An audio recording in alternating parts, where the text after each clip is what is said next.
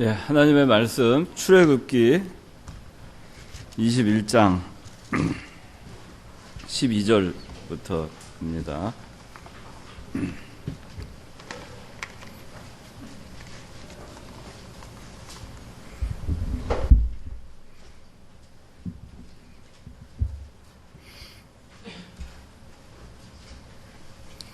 예, 제가 봉독하겠습니다. 사람을 쳐 죽인 자는 반드시 죽여야 한다. 만약 사람이 고의적으로 죽인 것이 아니라 하나님께서 그 사람의 손에 넘긴 것이라면 내가 너희를 위해 한 장소를 정하겠으니 그 사람이 그곳으로 피신해야 하며 사람이 그 이웃을 간교하게 고의적으로 죽였다면 그를 내 제단에서라도 잡아내어 죽여야 한다. 자기 아버지나 어머니를 치는 자는 반드시 죽여야 한다. 사람을 납치한 자는 그 사람을 팔았든지 자기가 데리고 있든지 반드시 죽여야 한다. 자기 아버지나 어머니를 저주한 자는 반드시 죽여야 한다. 사람이 서로 싸우다가 한 사람이 돌이나 주먹으로 그의 상대방을 쳤으나 그가 죽지 않고 자리에 눕게 되었을 때 그가 일어나 지팡이를 짚고 밖에 나가서 걸으면 그를 친 자가 형벌은 면제받으나 그동안의 손해를 배상하고 그를 완치시켜야 한다. 사람이 남종이나 여종을 매로 쳐서 그 자리에서 죽으면 그가 반드시 형벌을 받아야 하지만 그 종이 하루나 이틀을 더 살면 주인이 형벌을 면제받을 것이니 종은 그의 재산이기 때문이다. 사람들이 서로 싸우다가 임신한 여자를 때려 낙태하게 했으나 다른 피해가 없으면 그 여자의 남편이 그에게 요구하는 대로 반드시 벌금을 내되 재판관의 판결에 따라 내야 한다. 그러나 다른 피해가 있으면 생명은 생명으로 갚고 눈은 눈으로, 이는 이로, 손은 손으로, 발은 발로, 된 것은 된 것으로, 상처는 상처로, 타박상은 타박상으로 갚아야 한다. 어떤 사람이 자기 남종의 눈이나 여종의 눈을 때려 상하게 했으면 그 눈에 대한 보상으로 그 종을 자유롭게 놓아주어야 하며 사람이 자기 남종의 이나 여종의 이를 부러뜨리면 그 이에 대한 보상으로 그 종을 자유롭게 놓아주어야 한다.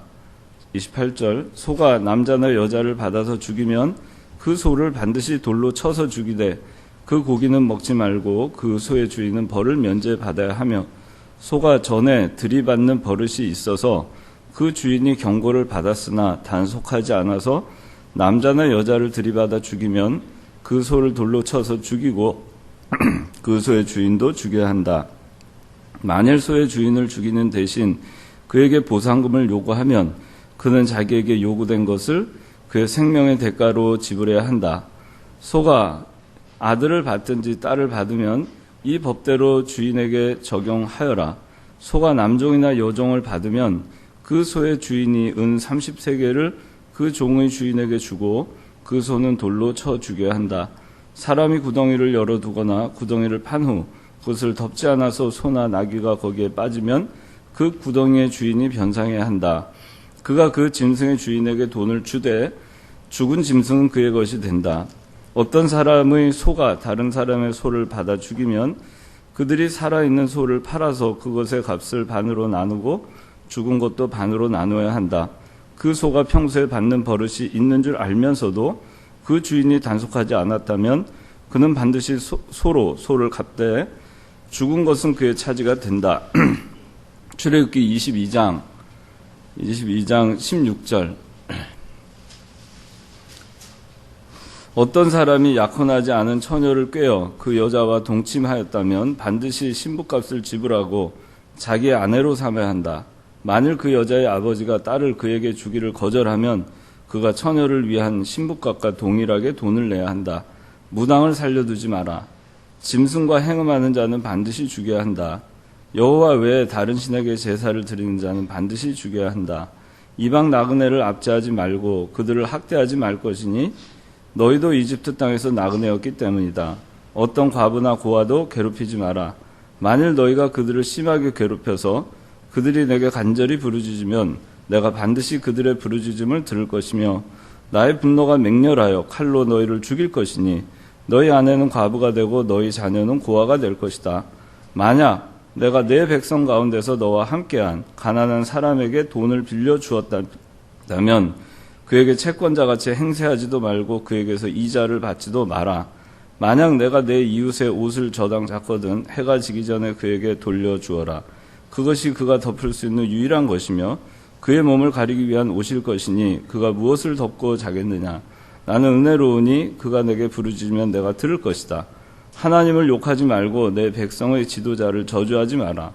너의 추수한 것과 너의 짜낸 집 바치기를 지체하지 말고 내 아들들 가운데서 맏아들을 내게 바쳐라.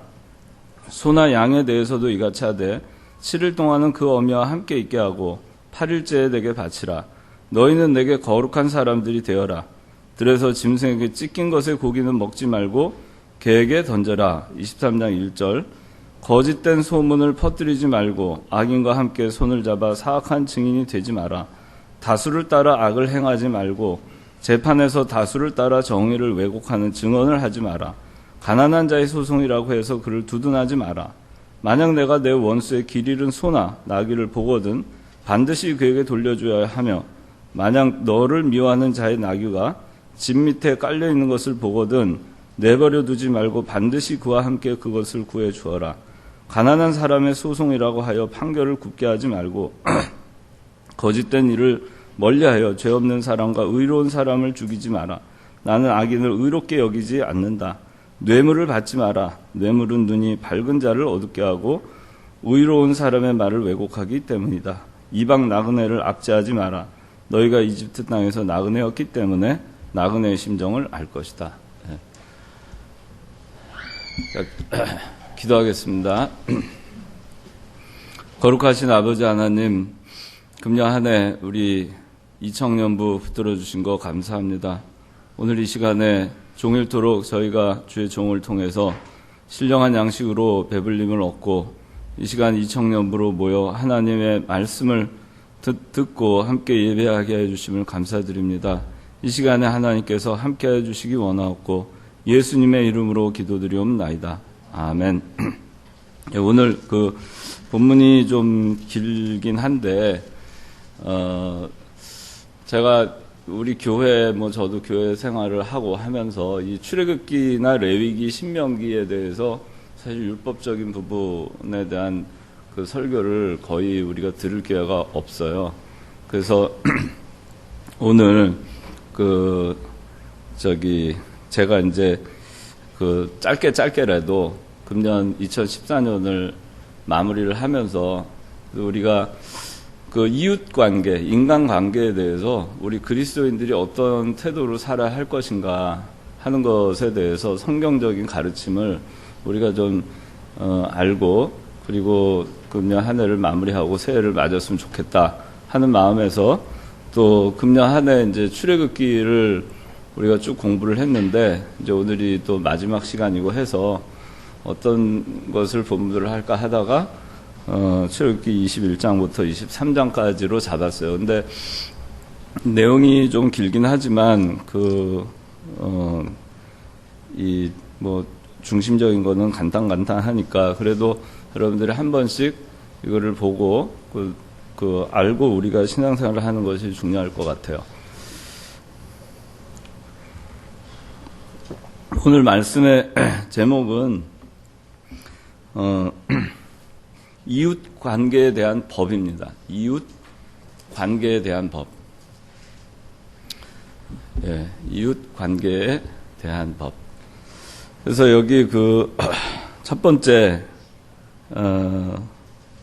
이 사람을 쳐 죽인 자는 반드시 죽여야 한다 그랬는데 오늘날 우리 시대가 참 말세가 된 것 같아요. 성경 구절 하나만 찾아봅시다. 디모데후서 3장 1절에서 5절까지. 너는 이것을 알라. 말세에 어려운 때가 올 것이다. 사람들이 자기를 사랑하며 돈을 사랑하며 자랑하며 교만하며 모독하며 부모를 거역하며 감사하지 않으며 거룩하지 않으며 무정하며 화해하지 않으며 비방하며 절제하지 못하며 사나우며 선한 것을 좋아하지 않으며 배신하며 조급하며 자만하며 쾌락 사랑하기를 하나님을 사랑하는 것보다 더하며 경건의 모양은 있으나 경건의 능력은 부인할 것이니 너는 이런 자들에게서 돌아서라. 예, 말세에 대해서 사람들이 어떻게 바뀌는가에 대한 말씀인데, 말세에 보면은 사람들이 자기를 사랑한다. 자기밖에 모르는 겁니다. 남을 사랑할 줄 모르고 자기 중심적이고, 지난 시간에도 얘기했지만 자기는 사람들한테 인권이 존중받기를 원하고 인격이 존중받기를 굉장히 원하는데, 자기는 인격을 존중받기를 원하면서 정작 자기 주변에 있는 그 어떤 사람의 인격도 자기는 존중하지 않아요. 그냥 막 대하는 거죠. 자기 기분 내키는 대로 대하고 말 나온 대로 나오고, 왜 나를 존중하지 않느냐 그렇게 하면서 얘기는 하지만 왜 나를 존중하지 않느냐 하면서 상당히 공격적으로 그렇게 사회가 바뀌어가고 있는 거를 요새 보면 참 많이 느낍니다. 서로 양보하고 이렇게 참고 인내하고 배려하고 이런 부분들이 너무 많이 없어진 것 같아요. 오늘날 사회를 보면. 그리고 이 SNS라고 하는 소셜 네트워크가 발전이 되면서 그것의 폐해가 사람들이 그냥 상당히 즉흥적이 된 것 같아요. 언제든지 스마트폰을 치면은 바로 정보가 공유가 되고, 그리고 자기의 생각을 가감없이 즉시 다른 사람에게 전파할 수 있는 그런 시대가 되다 보니까 사람들이 굉장히 단세포적이고 조급해진 것 같아요. 남에 대한 생각이나 내가 이렇게 말하고 행동하고 이렇게 함으로 인해서 다른 사람들이 얼마나 상처를 받을까에 대한 거는 별로 생각하지 않고, 내가 상처받은 거에 대해서만 하여간 그것이 중요한 거예요. 나를 상처 준 사람에 대해서는 용서하지 못하는 거예요. 또 내가 간접적으로 어떤 다른 어떤 것들을 통해서, 다른 사람을 통해서 간접적으로 상처받는 것이 있으면은 그걸 견디지를 못합니다. 좀 참고, 용서하고, 포용하고, 이렇게 해야 되는데, 너무나 모두가 다 비판적이에요. 그 비판을 하기를 너무 좋아해요. 그런데 정작 자기는 그렇게 비판받을 만한 그런 것이 없는가 생각을 해보면, 참 요새 성경 말씀, 자기 눈에 있는 들보 보지 못하고, 남의 눈에 있는 티만 보는 그런 쪽으로 세상이 흘러가다 보니까 참 각박해지는 것 같아요. 참 제가 한 10년 전과 지금을 이렇게 비교해봐도 오늘 보면은 너무나 각박한 것 같아요. 다들 참 사납고, 근데 이게 지금 말세의 에 대해서 이렇게 얘기를 하고 있어요. 자기 사랑하고 돈 사랑하고 자랑하고, 돈 좀 있는 사람들 보면 얼마나 자랑합니까? 얼마나 위세가 대단해요. 안하무인이고 돈으로 다 되고. 그래서 우리나라 같은 경우는 재벌들이 대통령도 무섭지 않다잖아요. 대통령 부럽지 않다 그러잖아요. 대통령 5년이면 그만하지만 재벌은 죽을 때까지 하니까 교만하고 모독하고 남에 대해서 모독하는 거, 이거 참 오늘 사회 여러분들 각계각층에서 보면은 사회 지도자층부터 시작해서 그렇지 아니한 모든 사람들까지 남에 대해서 모독하는 말을 너무 가감없이 해요. 모독하고 부모를 거역하며, 부모 거역하죠. 부모 때려 죽이고 자기 부모 마음에 안 듣는다고 최근에도 그런 일들이 있었죠. 자기 부모를 죽이는 그런 일들, 또 감사하지 않으며 거룩하지 않으며 무정하며, 정이 없어졌어요. 옛날에는 참 그래도 우리 지금 12월 연말인데 12월에 그래도 성탄절 하면서 사람들이 서로 오고 가는 정도 있고 그런 게 있었는데, 요새는 그런 것도 없어졌어요. 요새는 이제 제가 초등학교 때나 중고등학교 때만 해도 연말이 되면 카드 쓰기를 참 굉장히 많이 썼어요. 근데 저도 카드를 안 쓴 지 오래됐어요. 카드를 안 보낸 지 오래됐고, 또 사람들이 카드를 안 보낸 지 오래됐고. 그것이 어느 날부터 이제 문자 메시지 이런 걸로 해서 바뀌고, 이메일로 바뀌고, 문자 메시지로 바뀌고, 또 스마트폰 되면서 카톡으로 이렇게 하고. 근데 그나마 이제 그것도 지금은 너무 식상해서 그런지 사람들이 그나마도 지금은 거의 안 해요. 무정하죠. 연말이 돼도 또 어려운 사람들이나 이런 사람들 돌아볼 겨를이 없어요. 자기 살기 바쁜 거죠. 근데 사실 내가 살기 바쁘냐, 살기 힘드냐, 그거 보면은 꼭 그렇지도 않은데, 또 화해하지 않으면, 연말이 돼서 새해 올라갈 때 좀 다 화해하고 풀고 가자 해도, 그래도 끝까지 화해하지 않아요. 참 이상해요. 비방하며, 절제하지 못하잖아요. 우리 조현아 그 부사장만 해도 절제를 그 순간만 잘 절제했으면은 문제가 없었을 거 아니겠어요? 근데 그 절제를 못해서 큰 문제가 되잖아요. 사나우며 얼마나 사나워요. 여러분들 성격 사나워지지 않았나 모르겠어요. 연초에 비해서 지금 여러분들 마음이 좀 더 공격적이고 좀 더 사나워지지 않았나 모르겠어요.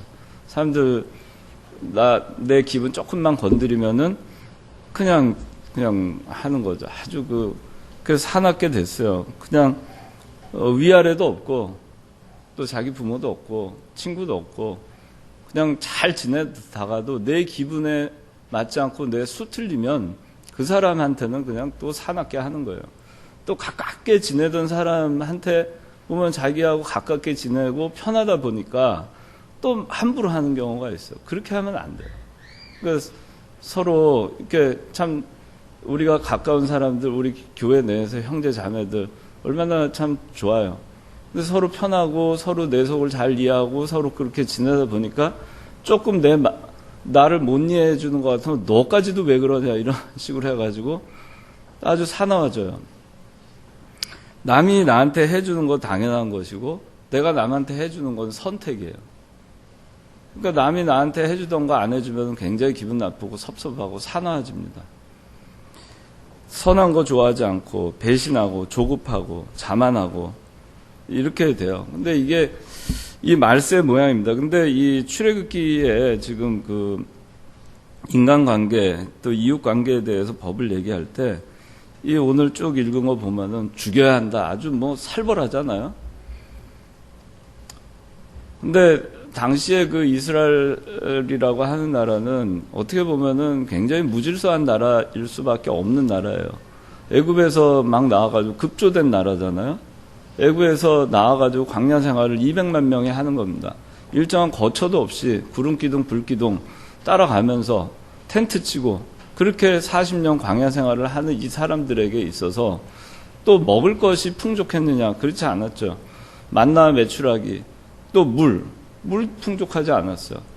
항상 사람들에게 있어서 어려운 문제, 그 도전의 문제가 항상 그들에게 도래했고 그러다 보니까 사실은 굉장히 참 어떻게 보면 척박하고 인간의 마음이 굉장히 강팍해질 수밖에 없는 그런 상황이었기 때문에 하나님께서는 이 법을 만드셔가지고 이 법을 통해서 실제로 결국에는 처벌을 정말 강하게 해서 그 사람을 죽이고 정말 멸망시키려고 하는데 목적이 있는 것이 아니라 하나님께서는 그만큼 다른 사람 이웃에 대해서 존중하고 생명을 귀하게 여기고 다른 사람들의 피해가 가는 것을 정말 어렵게 생각을 하고 조심해야 한다는 것을 가르치기 위해서 엄하게 이렇게 하나님께서 하신 겁니다.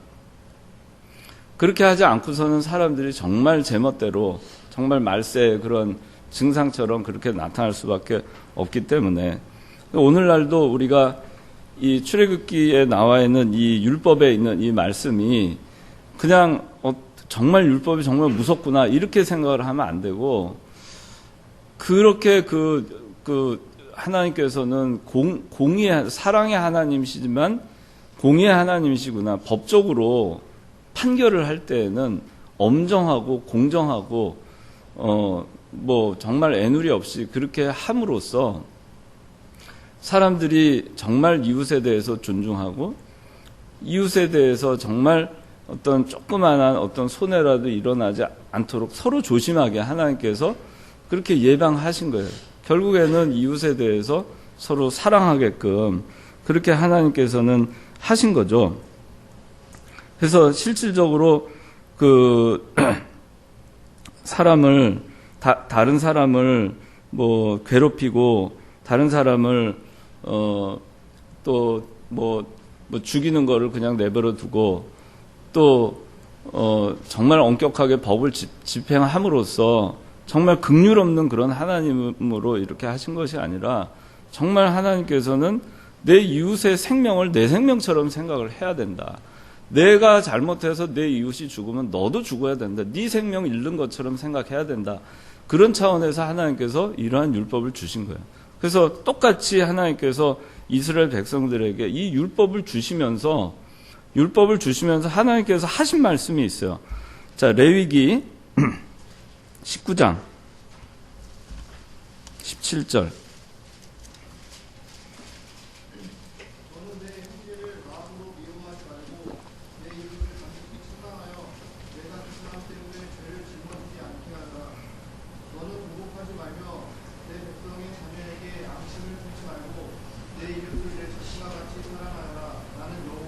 예. 보복하지 말라 그랬죠. 내 백성의 자녀에게 앙심 품지 말라 했죠. 형제 미워하지 말라 그랬죠. 마음으로. 그리고 내 이웃을 내 자신과 같이 사랑하여라. 이것이 이 율법의 근본적인 정신이에요. 근데 개인적으로는 이렇게 우리가 이웃을 사랑하는 마음으로 해야 되지만 법을 집행하는 데 있어서 이게 다 재판을 해가지고 법을 집행하는 거예요.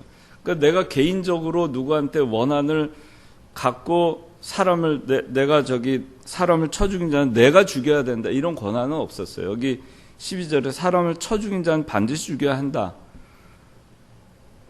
쳐 죽였어요. 그러니까 내 가족을 누가 쳐 죽였어요. 그러니까 내가 그 사람한테 복수하게 하는 걸 허용하는 것이 아니에요. 재판을 받아가지고 재판을 할 때 법을 이렇게 집행하라는 것입니다. 빈부 귀천, 그 사람이 권력이 있는 사람이건 가난한 사람이건 상관없이 사람을 쳐 죽인 사람은 그 재판관이 그 사람을 사형에 언도하라고 하는 겁니다.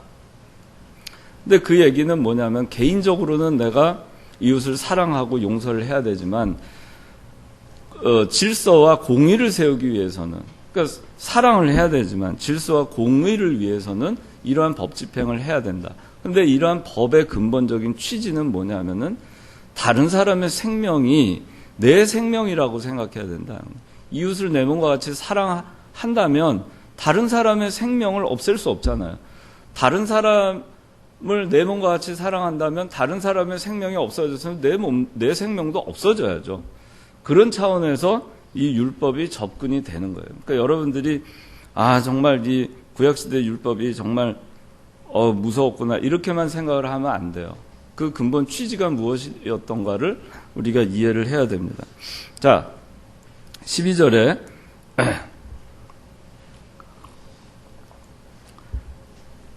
사람을 쳐 죽인 자는 반드시 죽여야 한다 그랬어요. 이거는 뭐냐면은 고의성을 가지고 죽인 사람이에요. 무기를 들거나 돌을 들거나 아니면 주먹으로 치거나 어떤 사람에 대해서 의도를 가지고 사람을 위해를 가했는데 그 사람이 죽었어요. 그러면 그거는 실수로 죽었다고 할 수 없어요. 그건 고의로 죽인 거예요. 그러면 사형입니다. 살인죄에 대해서는 성경은 사형 제도를 얘기하고 있어요. 이거는 인권을 무시해서가 아닙니다. 이 사형을 받는 사람의 인권을 무시해서가 아니라 그 사람에 의해서 무고하게 죽은 사람의 생명을 존중하기 때문에 하는 거예요. 생명을 존중하는 정신에서 이 사형제도가 나온 거예요. 오늘날 보면은 얼마 전에도 그 국회에 그 사형제도 폐지하라 하는 법안을 올리겠다고 이제 하는데 몇 번 국회에 올라갔다가 본회의에 올라가지 못했어요. 여기에 대해서 많은 논란이 있지만 성경은 사형을 하라고 하고 있어요. 근데 이것이 문제가 되는 거는 이제 정치적으로 이걸 이용할 때 또 군사법정에서 그냥 임의로 어떤 충분한 원고와 피고와 또 제3의 어떤 증인, 성경도 보면은 여기 자세히 나와 있지 않지만은 이 반드시 죽일지니라 할 때 살인을 한 사람이 무고하게 살인죄 누명을 뒤집어 쓰지 않게 하기 위해서 반드시 그것을 목격한 2명 이상의 증인을 필요로 했어요. 그리고 무고한 자는 또 사형하게 돼 있어요. 그렇기 때문에 자기가 누구에 대해서 거짓 증거하거나 무고해서 어떤 사람이 죽게 되면은 자기도 죽게 돼 있어요. 그게 밝혀지면. 그렇기 때문에 어떤 사람이 살인을 저질렀다는 것을 무고해서 그 사람 죽게 할 수는 없었어요. 자기 생명이 담보가 돼야 되니까. 근데 그만큼 어떤 사람이 살인죄에 해당하느냐 하는 거에 대해서 충분한 증거가 채택이 돼야 그 집행을 했던 거죠. 근데 이제 오늘날 보면 사형제도에 반대하는 사람들이 이 증거가 불충분하거나 무고하게 죽는 그런 경우에 대해서 이제 그 위험성이 있다. 단 한 명이라도 이게 악용이 된다면 이것은 잘못된 거다 하는 그런 측면에서 접근을 하지만, 그러나 이러한 그 잘못된 부분들을 우리가 그런 부분들을 완화해가는 쪽으로 해야지, 그냥 잘못된 사람들을 그대로 그냥 그 감옥에서 뭐 무기징역 또 뭐 몇십 년 이렇게 하게 하는 것은 성경적인 원리에 맞지 않아요. 다른 사람의 이웃을 사랑한다면 다른 이웃의 피해가 가는 건 내게 피해가 오는 것으로 생각을 해야 되는 거예요. 최근에도 굉장히 잔인한 범죄들이 최근에도 발생했잖아요. 그리고 그 전에 또 그 동일한 그런 유사한 그런 범죄가 발생했잖아요. 그런데 그 20년인가 아마 오원춘 같은 경우는 그렇게 아마 판결이 된 것 같아요. 근데 그런 것들에 대해서 사람들이 많이 이해를 못하죠. 그 사람의 인권을 무시해서가 아닌 거예요. 그 사람에 의해서 무고하게 죽은 한 젊은 여성의 생명을 존중하기 때문에 그러한 사형 집행을 하는 겁니다. 근데 해야 되는데 안 하는 거죠. 자, 13절에 만약 사람이 고의적으로 죽인 것이 아니라 하나님께서 그 사람의 손에 넘긴 것이라면 내가 너희를 위해 한 장소를 정하겠으니 그 사람이 그곳으로 피신해야 하며, 시간이 많이 가면은 아마 다 못하고 그냥 중간에서 그냥 간단하게 끊어야 될 것 같아요. 그렇게 아시고 들으시기 바랍니다. 여기 그 13절 같은 경우는 똑같이 살인이 됐어요. 살인이 됐지만 무고하게 죽은 거예요. 그러니까 고의성이 없었어요. 실수로 죽였어요. 그러니까 내가 성경에 보면 나와요. 도끼질을 해요. 나무를 이렇게 도끼질을 하는데 지나가는 사람이 내가 도끼질을 하는데 도끼 날이 확 빠져가지고 맞아가지고 죽었어요. 그 사람이. 그럼 그 사람 죽일 의향이 전혀 없었잖아요. 그래서 이런 거는 용서해 줬어요.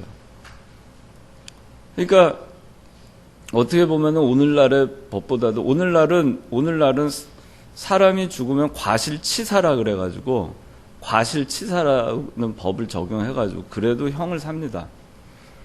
근데 하나님은 굉장히 무서우신 것 같죠. 근데 그렇지 않아요. 여기 이 출애굽기에 나와 있는 레위기에 나와 있는 모든 법이 보면은 과실에 의해서 있는 거, 자기가 몰라서 지은 죄, 그건 다 용서를 받게 돼 있어요. 근데 여기 죽여야 되고 뭐 잘못하고 이거는 악의를 가지고 한 것들입니다. 정말 마음으로부터 잘못된 그런 걸 가지고 한 그런 경우에 그걸 죽이게 돼 있어요. 형을 집행하게 돼 있고, 그렇지 아니한 모든 과실에 대해서는 성경에 보면은 다 용서를 받게 돼 있어요. 그래서 여기 13절에는 고의적으로 죽인 것이 아니라 하나님께서 그 사람의 손에 넘긴 것이라면 하나님께서 허락해서 그 사람이 도끼 날에 맞아서 죽은 거예요. 그렇게 하나님께서 보시고 그런 사람에 대해서는 내가 너희를 위해 한 장소를 정하겠으니 그 사람이 그곳으로 피신해 하며, 어떤 사람이 과실했어요. 과실치사가 발생했습니다. 이거는 도피성에 대해서 지금 얘기하고 있어요. 이스라엘에는 도피성이 6개가 있었습니다. 가나안 땅에 들어가서 도피성 하나님께서 6개를 지라고 했어요. 여러분들 12지파가 있었죠? 근데 11지파에는 땅을 분배했죠. 근데 한 지파에게만 분배하지 않았어요. 어디였죠? 레위지파. 레위지파는 대신에 각 지파에 나눠가지고 각 지파별로 4개씩 성읍을 짓게 했어요. 레위지파를 위해서. 레위지파들은 그 성읍 안에 살았어요. 또 성읍 주변에 논과 밭을 레위 지파에게 나눠주게 했어요. 그리고 나머지 땅은 각 지파들이 소유하는 거죠. 그렇게 하고 그러다 보니까 그렇게 해가지고 전부 어떻게 했냐면은 그 48개의 그 성이 있었어요. 48개의 성이 있었고 그 중에 6개를 요단강 왼쪽 가나안 땅 오른쪽 해가지고 도피성 3개씩 그렇게 지어놓게 했어요. 레위 지파가 가지고 있는 그 성 48개 중에 6개의 성은 도피성으로 지정을 했어요. 그리고 그 도피성에는 대제사장들이 있었습니다. 그래서 어떻게 했냐면은 자, 이 사람은 내가 너희를 위해 한 장소를 정하겠으니 이 한 장소가 도피성이에요. 그 도피성으로 다 이 과실치사를 한 사람은 도망을 할 수 있었어요. 어떤 사람이 만약에 고의로 죽여놓고 도피성으로 피신하면은 그 사람은 끌어다가 잡아내어 죽여야 한다고 14절에 나오죠.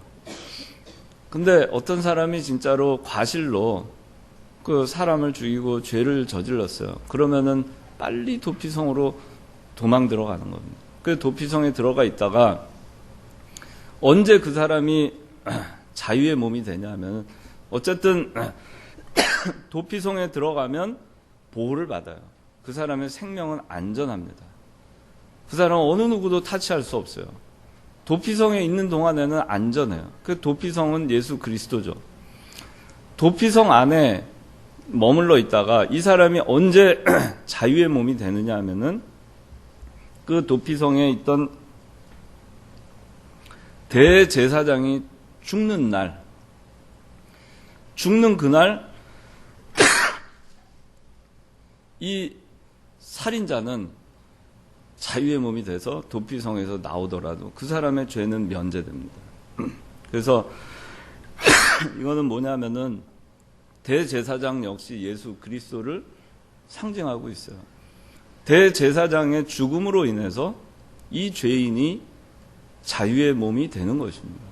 그러니까 하나님께서 그러한 제도를 만들어 놓으셨어요. 오늘날 우리도 죄를 지었지만 우리의 도피성이신 예수 그리스도의 품 안에 우리가 들어갔기 때문에 우리가 사형을 면할 수 있었고, 그리고 그리스도께서 십자가의 대제사장이신 그리스도께서 십자가에 못 박혀 죽으심으로 인해서 우리는 도피성에서 자유의 몸이 된 것입니다. 그 다음에 15절 읽어주세요. 자기 아버지나 어머니를 치는 자는 반드시 죽여야 한다. 사람을 낳은 자는 그 사람을 봤든지 자기가 데리고 있든지 반드시 죽여야 한다. 네. 17절까지. 자기 아버지나 어머니를 저주한 자는 반드시 죽여야 한다. 예. 이 부모님에 대한 겁니다. 잠언 30장 17절 한번 찾아서 읽어보세요. 잠언 30장 17절. 아버지를 비웃고 어머니를 경멸하며 불순종하는 자의 눈은 골짜기의 까마귀에게 쪼이고 새끼 독수리에게 먹힐 것이다. 네. 얼마나 무서워요. 그 까마귀에게 쪼이고 그 독수리한테 쪼여가지고 먹히는 거예요. 자기 어머니, 자기 아버지에 대해서 아버지를 비웃고 어머니를 경멸하고 이렇게 하면은 이 성경에는 이렇게 말씀하고 있습니다. 또 우리가 자기 부모님을 공경할 줄 몰라요. 무정해가지고 말세가 돼서. 여러분들 부모님 공경하는지 모르겠어요. 아까 오후 예배 때인가요? 김창호 목사님 하셨는데 미가서 7장.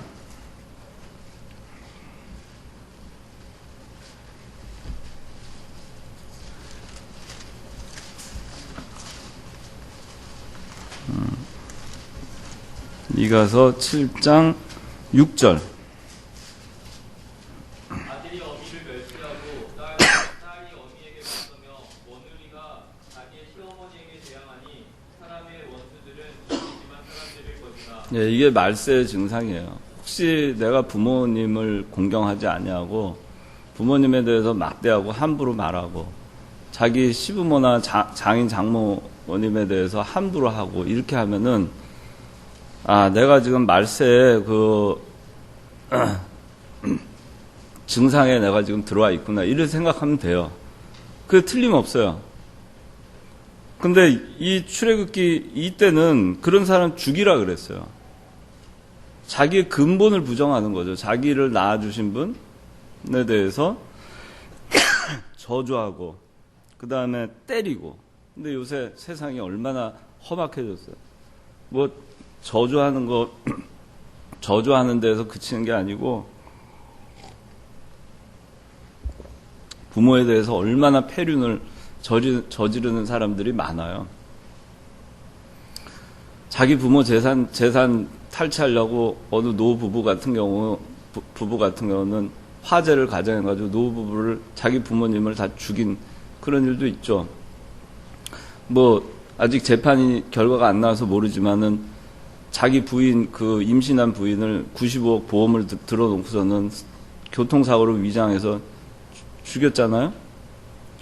그렇게 무정해요, 사람들이. 하여튼간, 근데 자기 아버지나 어머니 치는 거나 저주하는 거는 뭐냐면은 오늘날에는 부모 공경하지 않는 거예요. 부모에 대해서 불평하고 원망하고 못되게 하고 그렇게 하는 거예요. 그렇게 하고 있으면은 내가 이거 죽을 죄구나. 그리고 회개해야 됩니다. 잘해야 돼요. 여러분들 우리 이 청년부에도 지금 이제 결혼한 청년들 많이 있어요. 청년들 많아가지고 제가 시부모님 또 장인 장모님 자기 부모님처럼 그렇게 생각을 해야 됩니다. 여러분들 뭐 다 우리 이 청년분 잘할 거라고 나는 생각을 하는데 자기 부모님에 대해서 뭘 하는 거에 대해서 아까워하면 안 돼요. 그리고 결혼을 했으면은 창세기 2장 24절 한번 읽어보세요. 결혼이 뭔가? 그러므로 남자가 부모를 떠나 그 아내와 연합하여 둘이 한 몸이 될 것이다. 예. 뭐라고 돼 있어요? 남자가 부모를 떠나라고 돼 있죠. 근데 아직도 부모 품에서 그냥 마마보이 마마 딸처럼 그렇게 만약에 하면서 부모님 등쳐먹으면서 이렇게 하려고 하는 생각이 만약에 있다. 그럼 회개해야 돼요. 어떻게 하든지 부모님한테 결혼까지 했으면 부모 떠나라 그랬잖아요. 부모를 떠나라는 거는 영적으로 독립하고 경제적으로 독립해야 돼요. 그렇게 하란 얘기예요. 근데 그거를 하지 않고 그냥 결혼해서도 부모님 해주는 거 당연하게 생각하고 부모님 안 해주면 부모님에 대해서 불평하고 만약에 여러분들이 그런 생각이 조금이라도 만약에 있다. 앞으로 또 시집 장가가실 분들 그런 생각들을 가지면 안 되는 거예요. 그러니까 독립하는 겁니다. 부모를 떠나야 돼요.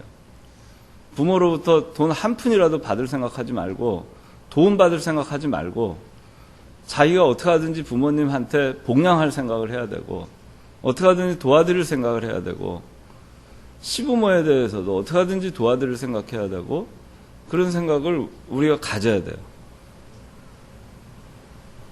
근데 결혼을 해놓고도 오히려 자기 아버지나 어머니 시부모를 치는 거예요. 그냥 등쳐먹는 거예요. 그냥 등쳐먹고 또 안 해주면은 저주하고 불평하고 원망하고 만약에 그렇게 되면은 이거 얼마나 부끄럽겠어요. 근데 요새 세상이 말세가 돼가지고 그런 사람들이 너무 많아요. 그러니까 요새 할아버지 할머니들이 손주들 나면은 안 봐주면은 안 되고 그거 당연한 것이 돼버렸고 자기가 자식은 낳는데 내 직장 생활을 해야 되니까 바쁘다 바쁘니까 뭐 그럴 수 있는데 그걸 당연하게 생각하면 안 되는 거예요. 고마워하고 감사하고 그렇게 할 때 더 부모에 대해서 잘할 생각을 갖고 그런 생각을 해야 됩니다. 자, 16절 사람을 납치한 자는 그 사람을 팔았든지 자기가 데리고 있든지 반드시 죽여야 한다. 신명기 24장 7절.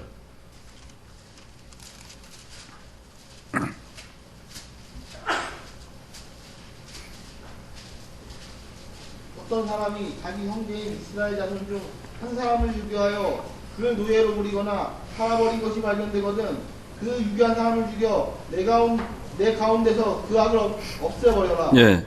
유괴, 또 납치. 오늘 보면은 IS라 그래가지고, 얼마 전에 보면은 어느 학교를 습격을 해가지고 그 학교에 있는 학생과 교사 132명을 그냥 살해를 했어요. 기사를 봤는지 모르겠지만. 그 다음에 그 멀쩡한 그 여학교를 침입을 해서 여학생들을 다 데려가서 노예로 삼았어요. 여고생들을. 납치해가지고. 이게 얼마나 하나님한테 그 큰 악을 범하는지 모릅니다. 이 사람들은 반드시 하나님의 심판을 받을 겁니다. 아주 무섭게 심판을 받을 거예요. 근데 그런 일이 있잖아요. 이거는 다른 사람 납치하고 유괴하고 하는 거는 다른 사람들을 잘못된 길로 인도하는 거 우리 하지 말란 얘기예요. 우리 예수 믿는 사람들. 잘못된 길로 유괴해서 그 바른 정상적인 삶을 살고 있는 사람들에게 그 정상적인 그 신앙의 길을 가고 있는 사람들 유괴하고 납치하고 그렇게 해서 그 사람들 잘못된 길로 인도하지 말란 얘기예요. 근데 그런 사람들 있잖아요. 이단들. 그 사람들은 뭐냐면은 예수 믿지 않는 사람들한테 가서 전도하질 않아요. 예수 믿는 사람들 가서 납치해 가요. 예수 믿는 사람들 가서 유괴해요. 그래서 그 사람을 팔아먹어요. 그리고 데리고 있어요. 얼마나 나빠요. 그러니까 그런 사람들 반드시 죽여야 된다고 되어 있어요. 그러니까 여러분들 이단이 와가지고 납치하려고 하고 유괴하려고 그 달콤한 말로 해도 근데 넘어가면 안 돼요. 그리고 또 여러분들 우리 성도들 간에 바른 신앙의 길을 가고 있는데 잘못된 길로 납치하고 유괴해서는 안 돼요. 술 안 먹는 형제들 야 뭐 한 잔만 해. 주일 성수하려고 하는데 야 그냥 여행 한번 가자. 우리 결혼하면 또 그런 사람들도 있어요. 믿지 않는 또 신앙이 약한 사람하고 결혼하면은 아니 남편은 교회를 가야 되는데 여자 치마폭에 그냥 홀랑 빠져가지고 그런 남자들 많아요. 요새 보면은. 그러니까 그냥 딴 집들 다 놀러 가는데 오늘 딱 하루만 에이 그래. 그러면 그게 뭐예요? 납치하고 유괴하는 거 똑같아요. 주일 범하고 뭐 하자. 에이 한 주 빠지면 어때? 같이 가. 우리 이렇게 하자. 저렇게 하자. 그런 거 다 뭐냐면은 납치하고 유괴하는 죄에 해당하는 겁니다. 그렇게 해서는 안 된다 하는 겁니다. 18절, 19절. 사람이 서로 싸우다가 한 사람이 돌이나 주먹으로 그의 상대방을 쳤으나 그가 죽지 않고 자리에 눕게 되었을 때 그가 일어나 지팡이를 짚고 밖에 나가서 걸으면 그를 친 자가 형벌을 면제받으나 그동안의 손해를 배상하고 그를 완치시켜야 한다. 예, 싸우지 말란 얘기입니다. 싸웠는데 그 사람이 죽었어요. 그러면 어떻게 되죠? 자기도 죽어야 됩니다.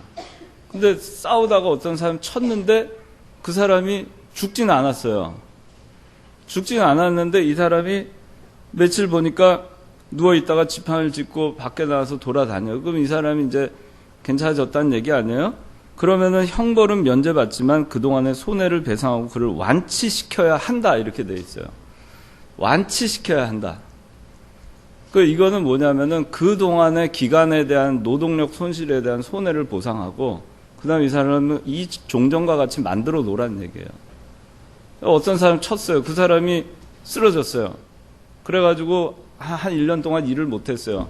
1년 동안 그 사람이 직장 생활하면서 벌어야 했던 걸 갚아주라는 얘기입니다. 먹여 살려야 되고 그 다음에 그 사람을 완치시켜야 됩니다. 정상으로 돌이켜야 돼요.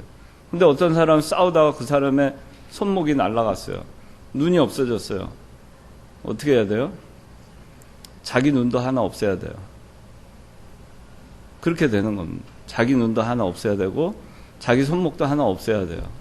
그 재판장이 이제 그렇게 판결을 하겠죠. 그러니까 싸우지 말란 얘기예요. 싸우다 보면은 서로 물고 뜯고 하다 보면 상처가 나고 다치고 멍들고 잘라지고 눈 터지고 할 거 아니겠어요. 예수 믿는 사람들은 싸우지 말아야 돼요. 애당초 남에 대해서 험한 말로 싸우고 하면 안 돼요. 형제에 대해서 비방하고 욕하고 저주하고 그거 다 싸우는 거예요. 또 네가 나한테 그럴 수 있어 어쩌니 저쩌니 하면서 같이 싸우다 보면은 서로 물고 뜯고 하다 서로 상처만 남는 겁니다. 그러니까 싸우지 말라. 그렇게 했으면은 그 사람을 치유해 줘야 돼요. 그래서 여러분들 금년에 자 그동안 싸운 사람 있는데 아직 풀지 않은 사람이 있으면 상처 치료해 줘야 돼요. 그 사람이 전과 같이 완치를 해줘야 돼요. 그 사람 손해를 배상해 줘야 됩니다. 여러분들 누군가에게 마음으로 상처를 줬어요. 그런 거 많이 있죠? 그거 그냥 놔두면 안 됩니다. 미안하다. 그 사람의 상처를 어루만져주고 그냥 알아서 낫겠지. 내가 꼭 사과를 해야 돼?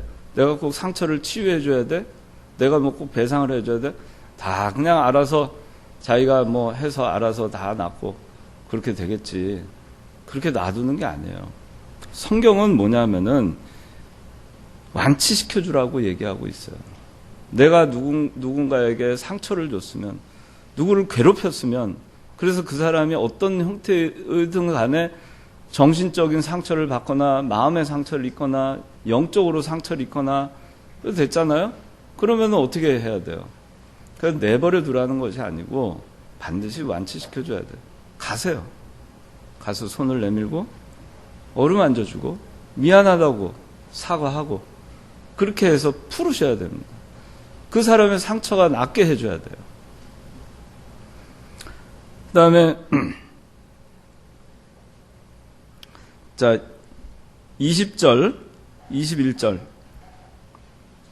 사람이 남종이나 여종을 매로쳐서 그 자리에서 죽으면 그가 반드시 형벌을 받아야 하지만 이 종이 하루나 이틀을 더 살면 주인이 형벌을 면제받을 것이니 종은 그의 재산이기 때문이다. 예, 그 다음에 26절 27절 어떤 사람이 자기 남종의 눈이나 여종의 눈을 때려 상하게 했으면 그 눈에 대한 보상으로 그 종을 자유롭게 놓아줘야 하며 사람이 자기 남종의 이나 여종의 이를 부러뜨리면 그 이에 대한 보상으로 그 종을 자유롭게 놓아줘야 한다. 자, 이거를 잘 여러분들 유념해서 보세요. 20절 21절에 보면은 자기한테 노예가 있어요. 자기가 부리는 사람. 그 주인이 주인이 자기 종을 때려요. 때렸는데 그 사람이 죽잖아요. 그러면은 그 주인도 반드시 형벌을 받게 돼 있어요. 근데 그 종을 때렸는데 종의 눈이 상했어요. 종을 때렸는데 종의 이가 하나 부러졌어요. 그러면 어떻게 해야 돼요? 그 종을 26절 27절은 자유롭게 풀어주라고 되어 있어요. 그러면은 주인 입장에서 어떻게 하겠어요? 내가 괜히 종을 갖다가 괴롭히다가 그 사람이 다치기라도 하면 어디 눈이라도 다치고 이라도 하나 부러지면은 이 하나 조금 부러졌는데 한 6년 자기가 종으로 데리고 있어야 되는데 풀어줘야 되잖아요. 자기 손해죠.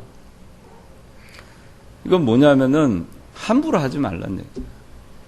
자기 밑에 있는 사람, 자기 종이라 하더라도 함부로 때리고 함부로 가혹하게 하고 함부로 대하지 말란 얘기예요. 얼마나 하나님이 이런 부분들을 생각을 해서 법을 만드셨는지 몰라요. 그러니까 이게 또 어떻게 보면 악용이 될 수도 있었겠죠. 종이 주인한테 아주 그 주인을 말 안 듣고 주인을 깐죽깐죽하면서 뺀질뺀질하면서 매맞을 짓을 해요. 그러다가 얼굴을 한 대 맞았는데 이가 부러졌어요. 그러면 이제 자유인이 돼야 돼요. 그 사람, 그 종은. 그렇게 악용이 될 수도 물론 있었겠지만 뺀질뺀질하고 깐죽깐죽하고 그렇게 해도 함부로 대하지 말란 얘기예요. 그 얘기는. 그래도 치지 말란 얘기예요. 성경은. 근데 우리는 어떻게 해요? 누가 깐죽거리고 누가 그렇게 하면은 어떻게 해요? 한 대 치고 싶죠. 뺀질거리면은 제가 한 대 그냥 때려주고 싶어. 그런 마음도 갖지 말아야 돼. 그냥 하나님한테 맡기고 그 사람 종이라 해도 존중해줘야 되는 거예요. 뺀질거려도 그냥 존중해줄 수밖에 없어요. 함부로 치지 말아야 돼요. 쳤다가 죽으면 자기가 형벌을 받아야 되고, 쳤는데 이가 부러지거나 눈이 다치면 그 사람 자유롭게 해줘야 돼요. 그러니까 우리 예수 믿는 사람은 우리 형제, 자매에 대해서 자기보다 좀 부족하고 못한 사람, 또 사회에 나가서 자기보다 부족하고 못하다고 해서 그 사람 함부로 대해서는 안 돼요. 어느 인간이나 하나님 앞에서는 동등한 겁니다. 동등한 거예요. 빈부 귀천이 하나님 앞에는 없어요. 우리 구원을 받는 데 있어서 빈부 귀천이 없어요. 근데 그걸 가지고 우리가 세상에 나가서 잘난 척할 거 하나도 없습니다. 나보다 못한 사람 본다고 해서 그 사람 인격을 무시해서는 안 됩니다. 존중해야 돼요. 내가 어떤 누구든 간에 그 사람의 인격을 존중하지 않고 하대하고 멸시하고 무시한다면 그건 하나님 아버지 앞에 범죄하는 것입니다. 그 다음에 자 22절부터 25절 조금만 더 합시다. 사람들이 서로 싸우다가 임신한 여자를 때려 낙태하게 했으나 다른 피해가 없으면 그 여자의 남편이 그에게 요구하는 대로 반드시 벌금을 내되 재판관의 판결에 따라내야 한다. 그러나 다른 피해가 있으면 생명은 생명으로 갚고 눈은 눈으로, 이는 이로, 손은 손으로, 발은 발로, 된 것은 된 것으로, 상처는 상처로, 타박상은 타박상으로 갚아야 한다. 네, 이거는 이제 임신한 여자 싸우다가 임신한 여자가 낙태하게 됐을 때, 또 임신한 여자가 낙태 이상의 피해를 당했을 때에 대해서 어떻게 하라고 하는 거예요. 근데 여기 보면 낙태를 했을 때는 그 피해를 반드시 낙태하게 했으나 다른 피해가 없으면 벌금을 내되 재판관의 판결에 따라서 벌금을 물게 돼 있어요. 이 얘기는 뭐냐면 복중에 있는 생명이라 하더라도 그 생명은 존중받아야 한다라는 의미예요. 여러분들 배아줄기세포니 뭐니 그렇게 하면서 여러 가지 실험 많이 예전에 했었잖아요. 그 생명 윤리에 이게 어긋나느냐 맞느냐 하는 건데, 생명은 수정이 되는 그 순간부터 생명이 되는 세포 분열이 시작되니까. 근데 오늘날 우리나라에도 1년에 20만 건 이상의 낙태가 자행이 됩니다. 그냥 그 수정이 되어 있는 그 상태에서가 아니라 멀쩡하게 다 초음파를 찍어보면 사람의 형상을 모양을 갖춰 있는 그 아기들을 20만, 그게 통계 잡힌 것만 그래요.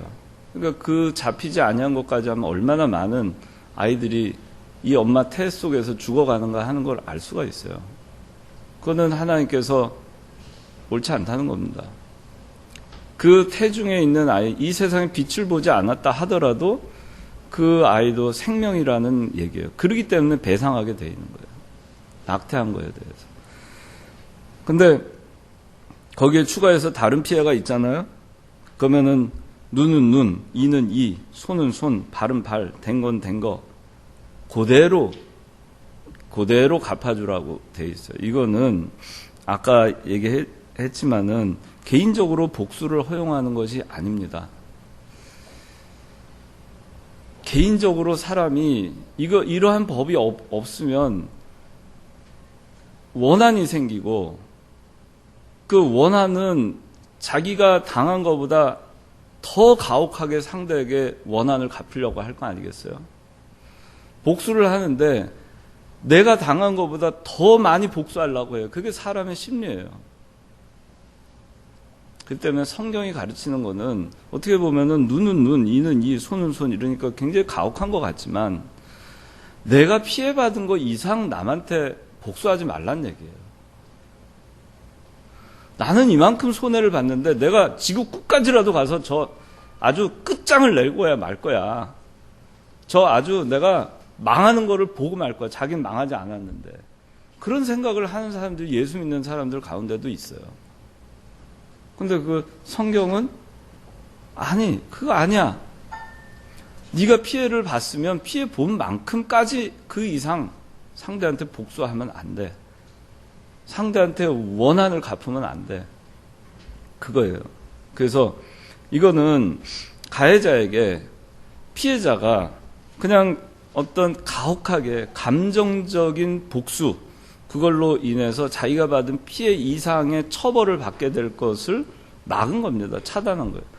그래서 보복은 보복을 낳고 원수는 원수를 확대 재생산하는 이런 고리를 성경은 끊어놓은 것입니다. 끊어놓은 거예요. 그러니까 여기에서 가르침이 뭐냐? 그렇게 하지 말란 얘기예요. 내가 원한이 생겨도 여러분들 그거를 극렬하게 어떤 감정적으로 그 이상으로 여러분들이 그 상대한테 가혹하게 하는 그런 마음이 있으면 그것을 회개를 해야 됩니다. 그런 마음 여러분들 생겨서는 안 돼요. 어떤 일을 해도 여러분들 사회생활을 하면서 또 이웃 간의 관계에서 부모 자식 간의 관계에서도 그렇고 형제 간의 관계에서도 그렇고 내가 당한 거 이상으로 해주리라 하는 생각을 가지면 안 돼요. 그래서 성경에서 그것은 금하고 있는 것입니다. 그래서 이거는 또 다른 말로는 뭐냐면은 공의를 행하라는 얘기입니다. 법 집행은 엄정하게 해라. 눈은 눈으로, 이는 이로 그렇게 해야지. 눈 했는데 눈과 이, 또 이 그랬는데 이와 눈, 또 가난한 사람한테는 더 가혹하게 처벌을 하고 부자와 권세 있는 사람한테는 덜 가혹하게 처벌을 하고 오늘날 그런 재판 많이 있잖아요. 좀 권세 있는 사람들은 집행유예, 또 몇 년 살다가 또 사면 이렇게 해서 나오잖아요. 그런 거 차별하지 말라는 얘기예요. 똑같이 하라는 얘기예요. 그냥 눈, 거기에 대해서는 빈부귀천 상관없이 똑같이 눈.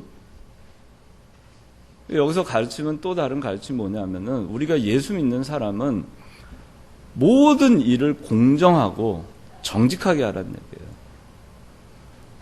어떤 사람, 저 사람은 나한테 잘해준 사람이니까 잘못했어도 그냥 또 여러분들이 어떤 사회생활을 하다가 누구한테 직원들한테 자기한테 잘 이렇게 뭐 일은 안 하는데 잘 뭐 이렇게 하는 사람한테는 좀 떡 하나 더 주고 그렇지 않으면은 먹던 떡도 뺏어 먹고 그렇게 해서는 안 된다 그러네. 누가 어떤 사람이든지 간에 법을 집행하는 데 있어서는 똑같이 하라는 얘기예요. 이게 뭐죠? 어느 누구에게나 똑같이 대하라는 얘기예요. 차별하지 말고 똑같이 대하라는 얘기입니다. 그리고 또 다른 가르침은 뭐냐면은 이거는 자기가 눈은 눈, 이는 이, 자기가 행한 만큼 자기 받게 돼 있어요. 자기가 행한 만큼 받는 겁니다. 그렇기 때문에 또 역설적으로 뭐냐면은 자기가 행한 만큼 남에게 받는 거기 때문에 남에게 대접을 받고 싶은 대로 남한테 하라는 얘기예요. 성경이 그걸 가르치고 있잖아요. 마태복음 7장 12절에는 남에게 대접받고자 하는 대로 너희도 남을 대접하라고 가르치잖아요. 그러니까 남에게 대접받고자 하는 대로 내가 눈에는 눈 하고 싶으면 자기도 남의 눈 상하게 하면 돼요. 내가 미움받고 싶으면 남을 미워하면 돼요. 내가 사랑받고 싶으면 남을 사랑하면 돼요. 내가 인사받고 싶으면 인사하면 돼요. 누군가 나에게 손을 내밀어 주기를 원한다면 내가 먼저 내밀면 돼요. 아주 간단한 거예요. 그런데 뭐 때문에 그걸 안 하는지 모르겠어요. 그냥 남에게 대접받고자 하는 대로 남을 대접하라고 예수님 말씀했어요. 이 눈에는 눈, 이는 이, 손은 손, 발은 발로 이것이 굉장히 가혹한 것 같지만 여기서 가르쳐주는 성경적 가르침은 이런 것들이에요. 자, 여기 오늘 다 못하겠는데 우리 28절에서 36절까지의 이 내용은 간단하게 어떤 내용이냐면은 자기가 기르는 소가 있습니다. 근데 그 소가 주연이, 미안해, 주연아. 주연이를 갖다 들이받았어요. 주연이 하면 안 되겠어요. 하여튼간, 어떤 사람을 들이받았어요. 그 사람이 죽었어요. 그러면, 자, 내가 주인이에요. 내가 데리고 있는 소가 있어요. 소가 어떤 사람, 들이받아서 죽었어요. 그러면 내가 죄가 있어요, 없어요? 오늘날 같으면 분명히 처벌받을 거예요. 그래서 성경은 용서해 주라고 되어 있어요. 왜? 내가 그 소가 들이받는 소인지 아닌지 몰랐던 거예요, 아직. 그런데 바로 그 다음 절에 29절에는 뭐라고 나오냐면 소가 들이받는 성질이 있는 거를 알면서도 또는 소가 들이받았던 사실이 있어서 경고, 주의를 받았는데 단속을 하지 않아가지고 그 다음에 또 들이받아서 죽었어요. 그러면 그 소의 주인은 어떻게 돼요? 어떻게 하라 그랬어요? 죽이라 그랬어요. 엄청난 차이죠. 그러니까 성경은 아까 얘기했지만 내가 모르고 잘못한 거에 대해서 가혹하지 않아요. 용서해줘요. 그래서 저는 사회생활 할 때 그래서 이 성경적 가르침을 저는 따릅니다. 그래서 어떻게 하냐면 회사 생활을 하다가 어떤 사람이 아무리 큰 잘못을 저질러도 그 사람이 그것을 실수로 하거나 모르고 한 거는 저는 그냥 용서합니다. 근데 그 사람이 알고도 그것을 했으면 저도 용서는 안 해요. 그런 경우는. 그래서 반드시 징계를 합니다. 그래서 우리는 다 실수를 해요. 다 잘못을 저지릅니다. 모르고 죄도 져요. 하나님이 우리를 용서하시듯이 여러분도 여러분 주변에 실수하고 좀 모자라서 아니면 좀 부족해서 아니면 나와 생각이 달라서 나한테 좀 실수하고 잘못하고 좀 못되게 하고 그런 게 있어도 그냥 용서해 주세요. 그 다음에 단속하지 않는 거는 잘못이 많아요. 그래서 단속하지 않아서 받아서 죽였으면은 내가 죽어야 돼요. 이게 뭐냐 하면은 우리가 사람을 잘 써야 된다는 겁니다. 자기가 부리는 사람, 자기가 데려 키우는 소, 잘못한 것이 있잖아요. 자기가 데리고 일하는 사람 잘못한 거였으면 바로바로 고쳐주고 단속하라는 얘기예요. 교회에서도 범죄하고 나가는 사람이 있으면 그 사람 잘 가르쳐서 들이받지 않게 해야 돼요. 다른 형제들 들이받고 이 형제 저 형제 들이받으면서 사방팔방 들이받으면서 교회를 어지럽게 할 수 있잖아요. 그러면은 그 들이받는 사람이 있으면은 그 사람 주의를 줘야 돼요. 너 들이받지 마라. 앞으로 그거 고쳐. 아니면 곱비 잡아가지고 그냥 우리에다 가둬놓든지 징계를 하든지 그렇게 해가지고 고쳐놔야 돼요. 근데 딱 들이받고 돌아다니는데도 그냥 내버려 둬요. 들이받거나 말거나. 그러다가 교회가 문제가 생기면 누구 책임이에요? 제 책임이에요. 김창원 목사님 책임이에요. 그렇게 되는 거예요. 하나님 그거를 옳다고 하지 않아요. 그래서 잘 써야 됩니다. 여러분들 교회 여러 이청년부에서도 임원들 임원진들 있다가 잘못하는 거 있으면은 잘못된 길을 가는데도 그냥 내버려 두면 안 돼요. 단속해야 됩니다. 그래서 이청년부 임원들 새로 뽑혔는데 잘못되게 나가는 거 있으면 단속해야 돼요. 단속하지 않아서 들이받아가 누가 죽잖아요. 형제 하나가 우리 이청년부 형제 자매 하나 죽잖아요. 그 책임은 자기한테 있는 겁니다. 그러니까 하나님은 그렇게 지금 말씀하고 있는 겁니다. 마지막으로 한 절만 보겠습니다. 23절 2절 다 같이 읽어봅시다. 시작. 다수를 따라 악을 행하지 말고 재판에서 다수를 따라 정의를 왜곡하는 증언을 하지 마라. 예. 이 얘기는 우리가 여러분들 이거 꼭 기억해 두세요. 출애굽기 23장 2절 다수를 따라 악을 행하지 말고 재판에서 다수를 따라 정의를 왜곡하는 증언을 하지 마라. 하나님의 법은 다수결이 아니란 얘기입니다. 교회는 다수결이 아니란 얘기입니다. 여러분들이 교회는 이전에도 제가 얘기했지만은 하나님의 법을 어떻게 하면 내가 순종할 것인가, 내가 어떻게 하면 말씀대로 만들어질 것인가에 초점을 갖는 것이 그것이 신앙이에요.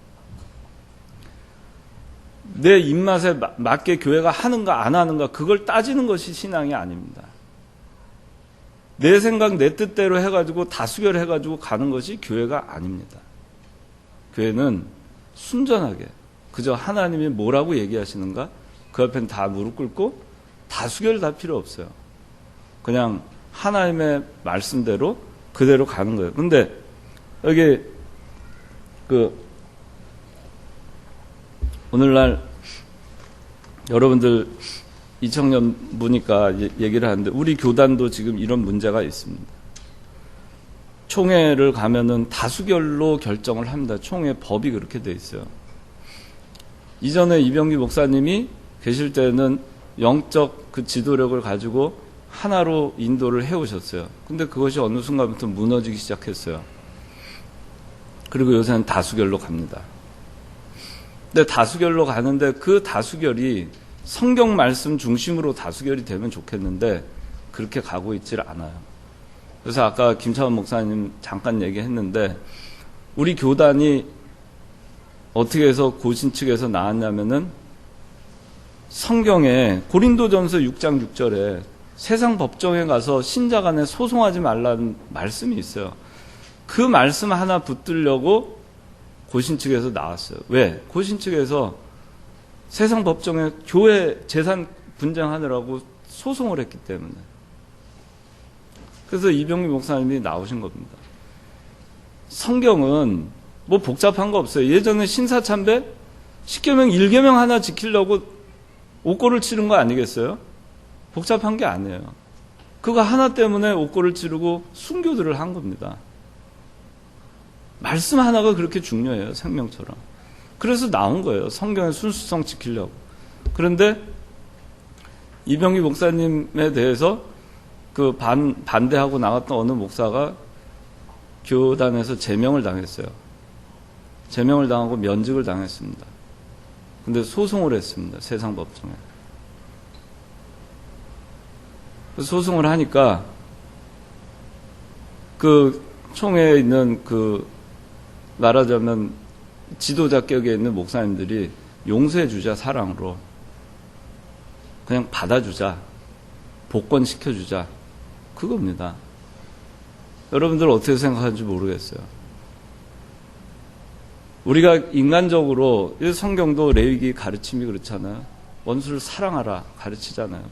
스스로 원수 갚지 마라. 그러나 공의의 법은 엄정해야 되는 겁니다. 그래야지 질서가 잡히고 하나님의 교회가 순수하게 유지가 되는 거예요. 근데 그렇게 하지 아니하고 다수에 의해서 지금은 갑니다. 여러분들 우리가 정신을 똑바로 차려야 될 때가 됐고 우리 이청년부 여러분들이 정말 뚜렷한 어떤 신앙관을 가지고 여러분들도 좀 어떤 사명감 어떤 그런 의식을 가지고 여기 이청년부에서 여러분들 신앙생활 하시고 우리 이청년부도 그냥 다수결에 의해서 뭐 가는 게 아니고 항상 하나님의 뜻이 무엇인가를 찾아서 임원들이 가고 여러분들이 가는 이청년부가 돼야 되겠습니다. 기도하겠습니다. 거룩하신 아버지 하나님, 은혜와 사랑을 감사합니다. 오늘 이스라엘 백성들에게 주신 이웃 관계에 대한 법에 대해서 저희가 살펴봤습니다. 이 말씀들을 통해서 저희가 깨닫게 하여 주심을 감사드립니다. 하나님 아버지, 우리가 하나님 사랑이시지만은 공의의 하나님이신 것을 저희가 깨닫게 하여 주시고 저희가 또 이러한 그 율법의 근본적 취지도 결국에는 남을 존중하고 이웃을 사랑하고 그들의 생명을 내 생명과 같이 귀히 여기라 하는 거기서 출발했다는 것을 저희가 깨달아서 우리가 우리 형제 자매를 서로 위하고 또 존중하고 위하고 또 상처 주지 말고 상처 준 거 있으면 그걸 원상복귀 하는 우리 청년들 다 되어서 새해를 맞이할 수 있도록 은혜 베풀어 주시옵소서. 예수님 이름으로 기도드리옵나이다. 아멘.